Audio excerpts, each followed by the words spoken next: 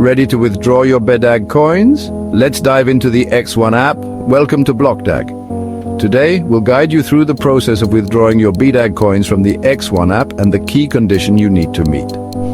Let's check out a conversation between Tran Van Tuan, a client, and BlockDAG Network. Tran asks if he can withdraw the BDAG coins he mined.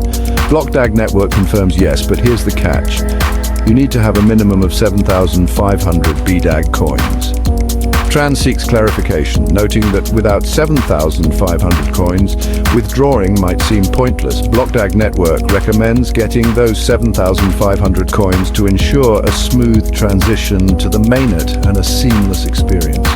To sum up, make sure you hold at least 7,500 BDAG coins to withdraw your rewards. This ensures a smooth migration to the BlockDAG Mainnet. Thank you for watching. Download the X1 app and start mining your BDAG coins today. The download link and referral code are in the description.